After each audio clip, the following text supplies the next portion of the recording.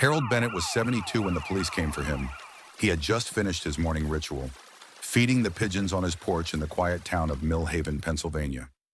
His hands trembled slightly, not from guilt, but from age and arthritis.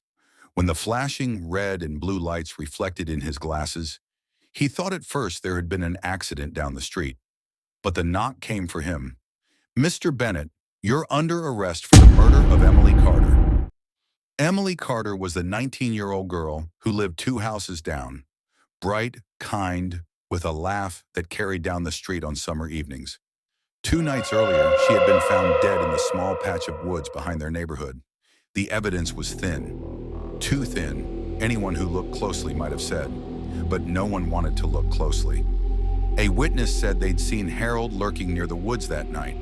A neighbor told police Harold was odd, that he kept to himself too much.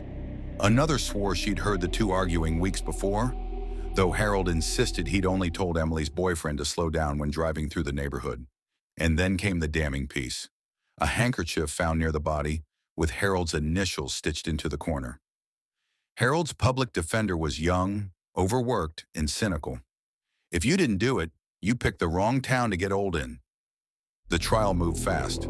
Reporters called him the Woodsman of Millhaven. His lined face and quiet demeanor were twisted into something sinister. Old photos, him in his youth, unsmiling, were plastered on screens as proof of coldness. He sat silently through it all, confusion and disbelief shadowing his face. He tried to speak, to explain that the handkerchief had been missing for months, that half the town knew he carried them, but no one listened. When the verdict came, guilty, he didn't cry. "You've made a mistake." 2 years passed before anyone questioned it. Emily's boyfriend Ryan was arrested for assaulting another woman. The pattern was too familiar. The violence, the woods, the timing. DNA testing, once unavailable due to backlog, finally cleared Harold completely. When they released him, Harold didn't smile. It's too late for sorry. He returned home to find his house vandalized, his windows broken, the word murderer still faintly visible on the door despite the rain and time. His pigeons were gone. His porch was quiet. The same neighbors who once called him strange now avoided his eyes. At night, he sat in his chair by the window, staring into the woods. The town had moved on, but he hadn't.